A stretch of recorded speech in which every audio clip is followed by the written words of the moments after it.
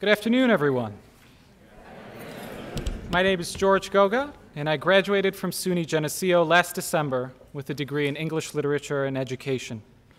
This afternoon, it is my distinct honor to speak about the excellence of one of my dear professors, mentors, and friends, Dr. Ron Herzman, whose retirement from the college we are here to celebrate.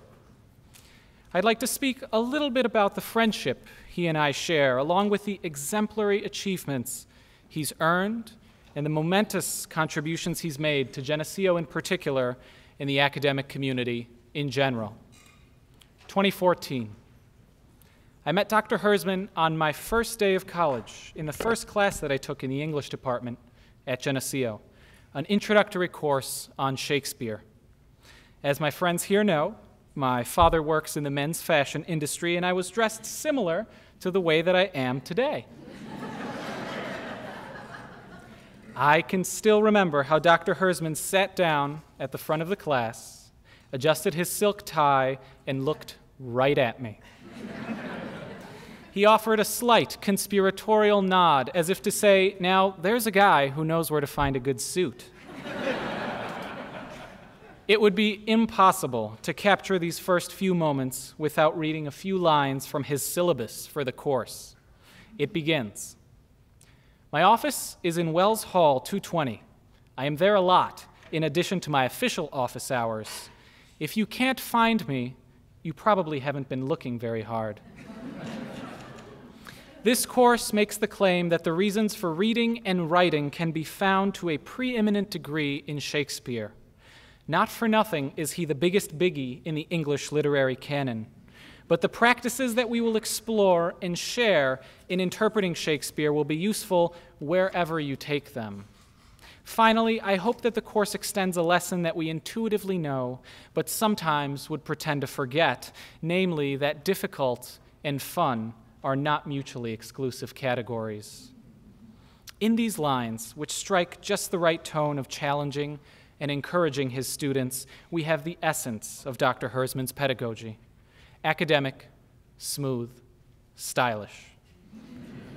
It didn't take long for most students in the class to become enamored with his style of literary criticism in class discussions, and so we began our degrees. For me, that meant 3 years of studying in the liberal arts tradition. During that time, I've come to appreciate what Geneseo stands for: its commitment, as expressed in our mission statement, to preparing students to lead, quote, successful, humane, and productive lives. I've also had the good fortune of taking courses and working with many fantastic teachers who are genuinely committed to teaching, scholarship, and service. But it is, and I think all of us would agree, Dr. Herzman who embodies more than anyone else what Geneseo is all about. Here are just a couple highlights from his storied career. In pedagogy, Dr. Herzman holds the position of Distinguished Teaching Professor, which is the highest teaching rank in SUNY and only awarded to truly exceptional teachers. This comes with 49 years of teaching experience at Geneseo. He's also taught at Fordham University, St. John's College, the University of Delaware, and Georgetown University. Most English departments would be proud to attribute these achievements to their entire faculty. At Geneseo, we attribute them to one man. To say he is highly committed to teaching simply does not do justice to the time, hard work, and dedication that Dr. Herzman has devoted to changing students' lives over the past 49 years. In scholarship, Dr. Herzman is the author of 50 articles and chapters in peer-reviewed scholarly publications and 24 review articles. He has given over 100 lectures and conference papers. His co-authored book, The Medieval Worldview, published by the prestigious Oxford University Press, is in its 3rd edition.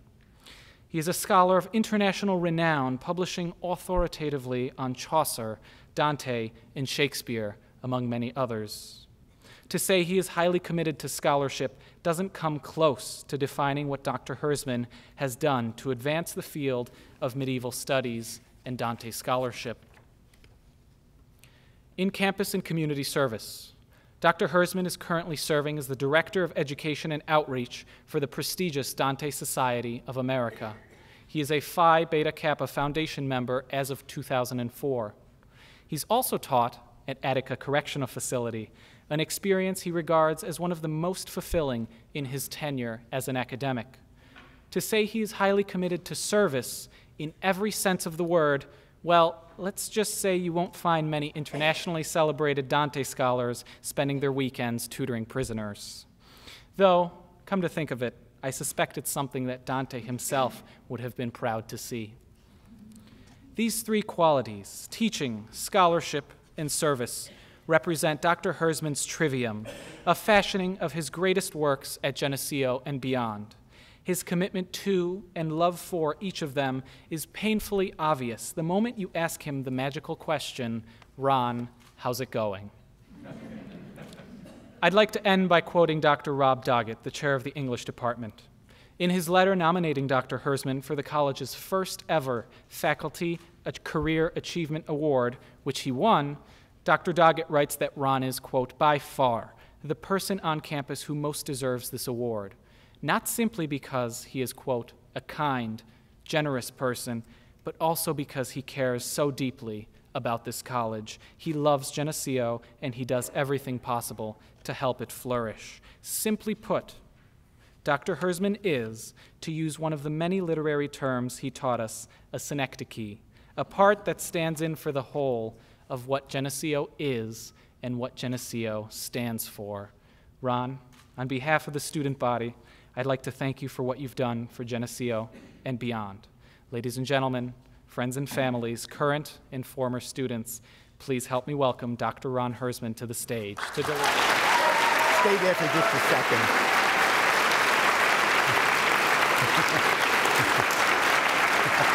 Thank you, Julie. Absolutely.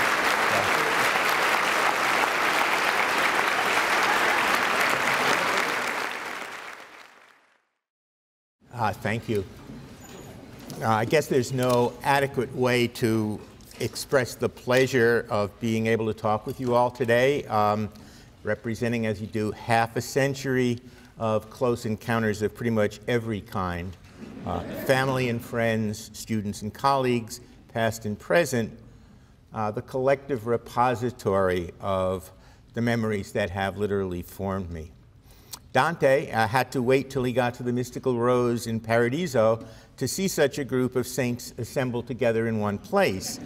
At least in this one way, I have beaten him to the punch.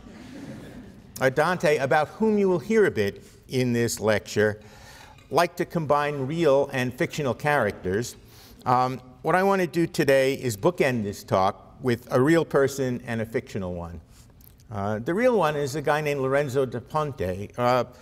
Should be a household word, but isn't. And it's strange because, of course, what he did was he wrote the librettos for Mozart's three biggies, right? For Così fan tutte, for Marriage of Figaro, and for Don Giovanni. Why no double billing? Gilbert and Sullivan, Rodgers and Hammerstein. Why not Mozart and da Ponte? In pondering this, the only answer I could come up with is that he did not have a very good agent. And as a consequence, he needed one, so he finds his way to the United States, founds a serious Italian studies program at Columbia, among other things, and he's buried, or at least we think, in Queens. Two firsts. Da Ponte was the first Catholic priest to get a position at Columbia, and the first Jew. Not an easy thing to pull off, okay? It's kind of like a sitcom spin-off from The Merchant of Venice. When he's a child, his father converts in order to marry a Christian. So at a young age, he becomes a Christian, and in a package deal, he subsequently takes it to the house, enters a seminary, and becomes a priest. Not entirely sure how priestly he was. Apparently, he was a bit of a rascal and a rake. I guess if you're going to write the libretto for Don Giovanni, that's not a bad thing. But anyhow, he leaves his mark at Columbia, such that Teo Bartolini, one of the truly important Dante scholars of our time, now holds the Lorenzo da Ponte Chair of Italian Studies at Columbia. Wouldn't you just kill for that title? The best I could ever hope for was to be named the Danny Wegman Chair of Medieval Studies, and it never happened. Anyhow, this talk weaves in and out of two quotes, not from da Ponte, but from Bartolini, his successor. He had a lot of great lines. He was, the Lin-Manuel Miranda of his day, but these are from Teo. First is a book that she wrote on Italian literary culture, and she says the following. Let me say for the record, she writes, that in my experience, the great texts of the early Italian tradition can be trusted to generate every kind of question pertinent to the human condition, and that we rarely surprise a Dante, a Petrarch, or a Boccaccio with a question that he did not ask himself. I hope that she would not take offense if I were to say that the same thing applies to my two best buddies in the English tradition, to Chaucer and to Shakespeare. The second quote is something decidedly more personal. Bartolini was our Phi Beta Kappa speaker here a couple of years ago, and her parting words to me after spending several hugely productive days on campus with our students, she said to me, "You hit the jackpot when you got the job at Geneseo." So I want to weave those two things together for the next several minutes. I'm thinking that today, I suppose, if any time I get the opportunity to make oracular statements, one or two, and to start, I'm going to quote from the best, or sort of paraphrase the best, and talk a little bit about Plato and about 40 years of teaching Plato in humanities. In Book 1 of the Republic, in the exchange between Socrates and Thrasymachus the sophist, this is what it comes down to. Their exchange is fundamentally a discussion of what is real. For Thrasymachus, and I might add for his contemporary avatars in the White House and in Congress, what is real is whatever one asserts. Assertions, as Thrasymachus understands full well, can't be argued for. They can only be imposed. So it doesn't matter whether these facts contradict yesterday's. Ideas, statements, facts are no more and no less than war by other means, a way of gaining power, mastery, control. What Thrasymachus calls, in speaking about justice, the advantage of the stronger. For Socrates, on the other hand, an idea is something that must be inquired into. And the very act of adhering to a position, making an argument for a position, conducting an inquiry and hoping to further the argument, all of these entail a concern for others, which is to say, they are communal activities. Inquiry is a communal activity into the nature of the real.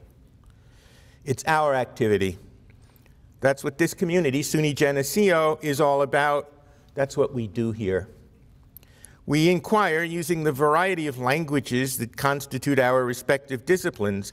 That's why we are here. It's all about students and teachers and how we learn from each other. It's what I hope that I've been trying to do here for the last 49 years. 49 years. Let's go back to the beginning. The good old days. Let me show you how good they were. In 1973, the year I came up for tenure, the chief academic officer of the college sent a letter of termination to my chair. Herzman, it said, is to be terminated at the end of the academic year. It turns out I was in good company. This peculiar administrator had the idea that denying tenure to as many terrific people as possible was going to make Geneseo a better place.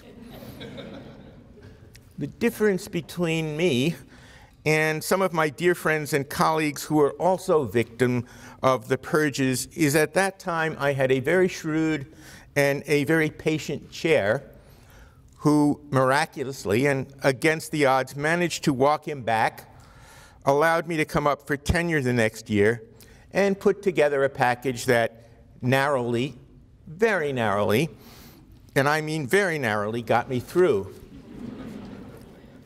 By the way, that same academic officer who canned me was a conspicuous enemy of study abroad and creative writing. He thought they were fluff, bogus, not serious. Let's look at how that one turned out. Fulbright's at astonishing levels. Other prestigious fellowships that are the direct result of the fact that we send 40% of our students to study abroad. Wow. And the list of Geneseo's accomplishments in creative writing, the grad schools attended, the poems published, the novels published, all out of proportion to our size and the size of the program. So the man was kind of a prophet in reverse. What this meant for me, in specific terms, back in the good old days, is that when Bill Cook and I ventured 3 summer seminars abroad in the 70s, people who were in those are actually here today in the audience, yes. What we were given to do this was our salary for teaching a summer course. Nothing else. No airfare, no housing, no food allowance, no assistance, no nothing. We did it anyhow. And I think that characterizes exactly how Geneseo began the process of remaking itself, a process that continues today. We did it anyhow. The we being a talented and dedicated group of young and youngish faculty in the 70s who put some new pieces into play and changed the way the college did business. A not insignificant group of my colleagues from those days swore, and I'm quoting here, to piss on his grave. What keeps me from joining that group is that I think there was a silver lining to his playbook. By and large, he left us alone. He allowed the faculty tremendous freedom as we were trying to figure out what Geneseo was all about in that heady time after the Rockefeller expansion. We were free to invent, to collaborate, to team teach, and we did. And that has paid off for us big time from then all the way up to the present. In the late 70s, for example, a frisky bunch of us put together a 9-hour, 2-semester course where there are almost as many teachers as there were faculty. People from literature, history, physics, philosophy, and music took part in a great venture which we called Synthesis, and which became the crucible in which humanities was born. Hum itself, by the way, has allowed me to team teach with over 15 different colleagues. My own focus, as most of you know, has been Dante.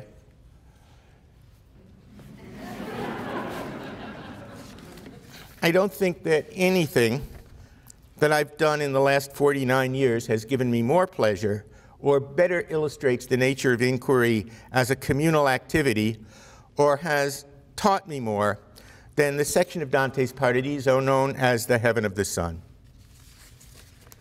The Heaven of the Sun, midway point of Paradiso, begins with Dante's exhortation to the reader to look at God's handiwork as it is manifest in the visible universe.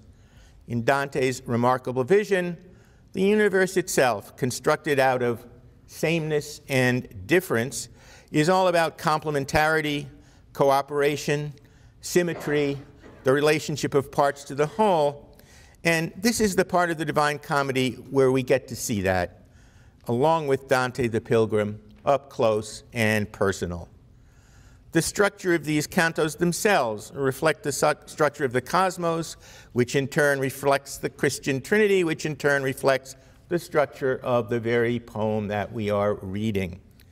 As part and as parallel to this extraordinary set of interconnections, Dante constructs two very frisky academic departments in the form of two celestial wheels, each containing 12 sages, a wheel composed of stars in at least two senses of that word. One department, by the way, is chaired by Thomas Aquinas, and the other by St. Bonaventure. What's interesting about the members of these two groups, each of whom are named in the text, is that, number one, while they were on Earth, they lived in different places and times. Two, they're of varying degrees of brilliance, varying degrees of importance. And though they are all stars, they're by no means superstars. Nor were they particularly in agreement with each other in respect to fundamental questions in their discipline. The intersection of the wheels that give structure to the universe, the celestial equator and the ecliptic, crossing at a 23-degree angle, are mirrored in the interaction of these two circles and in what Dante has to say about two reformed orders of the Church, the Dominicans and the Franciscans. The Dominican, Thomas Aquinas, presents the life of St. Francis. The Franciscan, Bonaventure, presents the life of St. Dominic. Each, in other words, praises the founder of the other's order and laments the decline of his own. Taken all together, The Heaven of the Sun provides the title of this lecture. It's a great cosmic dance of both mind and space, which to Dante are aspects of the same reality, and the interconnections, including the tensions, present the most elaborate and interesting discussion of cooperation that I know. Dante's way of structuring this is through an almost uncountable, rich elaboration of what Plato in the Timaeus had earlier called, as I mentioned above, sameness and difference. So, a text on collaboration and cooperation as the fundamental building blocks of the universe, on meaning as a collaborative enterprise, becomes for the reader Dante's poem a way of extending the meaning of Socratic dialectic, shared inquiry. Mirrored in my own teaching of this section of the poem at Geneseo over the decades, collaboration by way of sameness and difference. The creative difference of a lit guy, that would be me, and a historian, Bill Cook, a lit guy and a mathematician, that would be Gary Towsley, a Dantist and an African-Americanist, that would be Beth McCoy. I also need to add, as a crucial part of my own Dante education, that I've had the astonishing good fortune of co-teaching 11 seminars on the Divine Comedy in Italy, in Siena, for high school teachers, with a remarkably gifted Dante teacher and scholar, Bill Stefani, and a wonderful art historian, Christy Stefani. A shout out and an apology. Bill and Christy are here today, as are several of the participants in those magic seminars, for which I am incredibly grateful. The apology is that today I limit myself to my teaching of the poem here in Geneseo, for what I hope are pretty obvious reasons. So, Bill Cook and I taught the age of Dante for 40 years. The origins are kind of interesting. When we first got together, which was in 1973, we taught a course called The Age of Chaucer, and that summer took it on the road and did it in England with a little bit of crossover to France. We thought that it would be really nifty to do the same with Dante, but we did not want to step on any toes. Here's a historian, a guy in an English department. Turns out that the chair of the language department at that time was an Italianist. So we went, kind of hesitantly to him and say, do we have your blessing to do this? And he said, oh, sure, absolutely, that'd be quite wonderful. And so we did. A couple of months later, at a party, fueled by a great number of Manhattans, which I think was the drink of choice in those days for the language department, he comes up to me and he says, Dante bores me to tears. So through that happy accident, or whatever you might want to call it, Bill and I had 40 years worth of teaching Dante, both here and abroad. And in some ways, that was kind of, in terms of Cook-Herzman Enterprises Incorporated, that was one of the flagship enterprises, at least on the Geneseo campus. And it's hard to summarize 40 years, reduce it to one or two examples of what teaching with Cook has done for me. And Cook taught me an enormous amount about structure, about context, about leaving the safety net of my somewhat obsessive concern with the text, only to find richer treasures there when I returned. He taught me how to put things in the right order. He taught me how to generalize, and he taught me the necessity, and this maybe is the most important thing, of being interesting and accessible to C- students as well as to A students.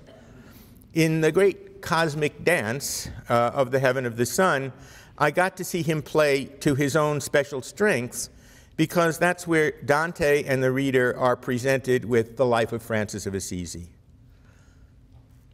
The more one knows about Francis, the more one sees the complexity and originality of Dante, the poet's treatment of him. The more one knows about Francis, the more one sees why and how he's a role model for Dante the Pilgrim, why his virtues of poverty and humility are the virtues that Dante himself needs to take with him into exile. The more one knows about Francis, the more one sees that reading Dante and Dante's Francis is more than an academic exercise. Bill Cook is both a world-class Franciscan scholar and a world-class follower of St. Francis. Having him open up the world of Francis for me helped me to understand that if you read the Divine Comedy without it changing you, you haven't really read the poem. Francis changed Dante, Dante changed me, and Bill allowed me to understand this dynamic at a far deeper level than I could have on my own. What do math and science have to tell us about Dante? First of all, we've got that. That is our latest incarnation of the poetry and cosmology in the Middle Ages course that we teach. One of the things that we also teach, and George was a good introduction to this, is that we teach fashion. That this was, as it turns out, suit day, and so only the people who, there were those in the class who thought we were kidding. Well, of course we weren't kidding. How could we kid about something as serious as that? So the only people who are in this picture are the ones who came prepared for suit day. But anyhow, it turns out that this is a course that has managed to carry the two of us along for over 30 years now. Reading Dante's Paradiso is the capstone text of that enterprise, and it's become a very different experience. By the way, there are any number of veterans of that course sitting out here, and this isn't the kind of place where you get to ask everybody to get up and take a bow, but you know who you are. And it turns out that we get to spend at least a month in that course roaming around in the heaven of the sun. And it's really, I guess, a luxury not available to me in other versions of teaching Dante. And so what I learned teaching with Gary is that the precision, indeed the mathematical precision with which Dante describes the cosmic dance which forms the created universe in the heaven of the sun, well, I'm closer to looking at it now from the inside, thanks to Gary's extraordinary ability to make complex things clear. I just simply understand a lot more now. More important, I've come to understand that Dante's mathematical precision here and throughout the comedy is not some kind of add-on, not some kind of framework, but another form of dialectic, that is to say, another shared inquiry into meaning. It provides to the entire narrative the form of inevitability, which is so important in Dante's fiction, so as to render Dante's fiction a fiction that is not a fiction, even as it provides a lens to discover the complexity of the narrative interaction among the characters, both here in The Sun and throughout the entire Commedia. So two paradigms of truth-telling, two languages, if you will, turn out to be closer to each other than we tend to assume, and for Dante, they are constantly in dialogue.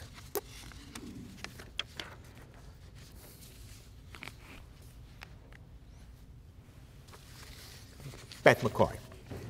Beth and I taught a course in Dante and African American literature. What happens if? What happens if these two traditions are brought together? Not as far out as it might sound, by the way. You all may want to know that Frederick Douglass had a bust of Dante in his study. And the connection is that the American abolitionists and the folks who were sort of the brain trust behind the Italian unification were in constant contact with each other. And so what happened is that Dante sort of came across the waters to become a poster child for large chunks of the emancipation, project. And so it was kind of interesting to bring these two folks, or these two traditions together, and it was a great risk for both of us. I came into the course knowing a lot, I knew a fair amount about Dante, but not nearly as much as about African American literature as any single student who was in the class. Every single one of them knew more than I did about that. And that was kind of scary. Well, I reasoned that since the story of the Exodus, go down Moses, go down to Egypt land, tell old Pharaoh to let my people go, or in Dante speak, in Exitu Israel de Egypto, that was the master narrative behind both the Divine Comedy and so much of African American emancipation stuff. So I thought, okay, cool, I will have something to say, and I'll be able to make some real cool discoveries. I thought, for example, that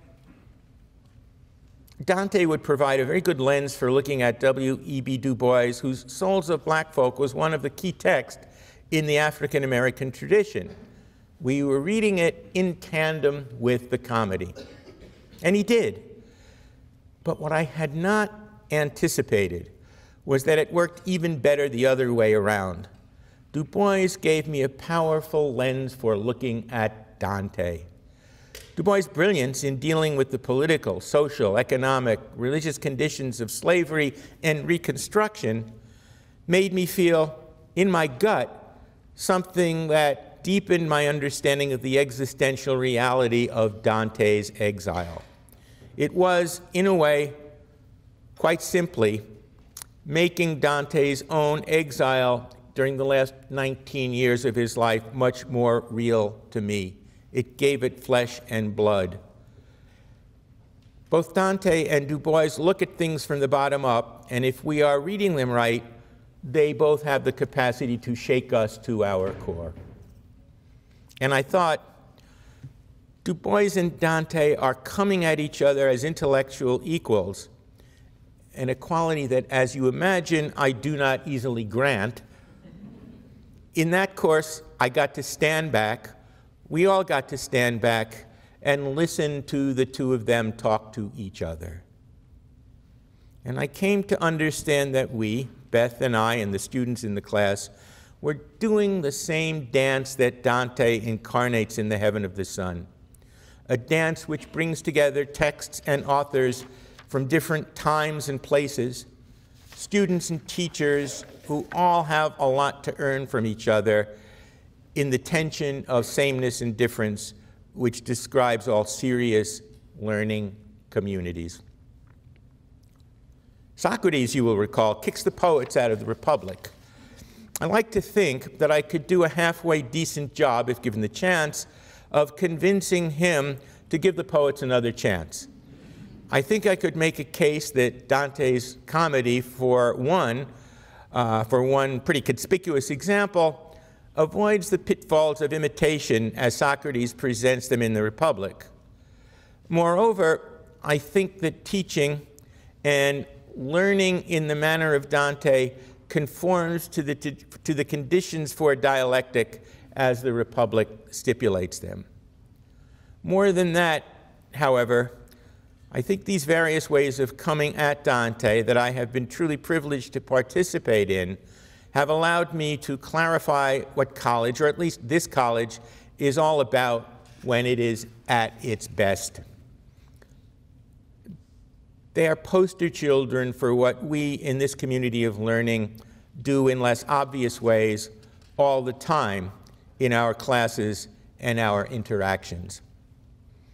I hope I'm not quite through with this place. I hope to have any number of interactions in the coming years outside and occasionally maybe even inside the classroom. So no really abrupt break, I hope. I guess I would want to add that this talk, simply by taking note of the fact that there are some very exciting collaborations taking place in Geneseo now, means that the beat goes on. For one example, there are all kinds of wonderful things of scientists and humanists interacting in the most creative ways now, creating mini communities that we could not have imagined when I showed up here 49 years ago. So just to take that as one example among many. But I like to hope that these collaborations are the children and the grandchildren of efforts that were set in motion long ago. So the beat goes on. Meanwhile, I end with my fictional character.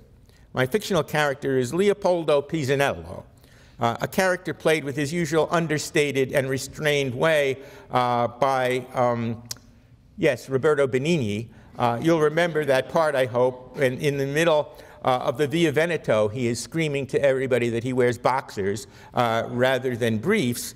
And by the way, I want to point out that he too is a member of the Dante Society of America. So in that film, Benigni, what do I want to say here?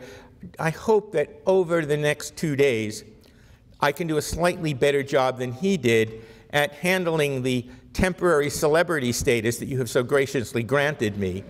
And I want to do that by reminding all of us that celebrity and celebration go together. So thank you, and let's party. I first want to thank George Goga for his lovely introduction.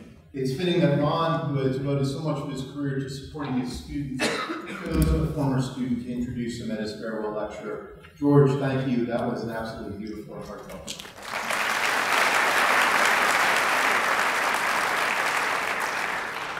Thank you as well to President Denise Battles, to Provost Stacy Robertson, to Vice President for College Advancement Johnson Bowles, and to many others throughout the college, especially Susie Bohr and Ron Bosco. On behalf of Ron, his family, his current and former students, the faculty at Geneseo, and my colleagues in the English department, I want all of you to know how deeply we appreciate everything that you've done to help honor Ron on the occasion of his retirement. Thank you.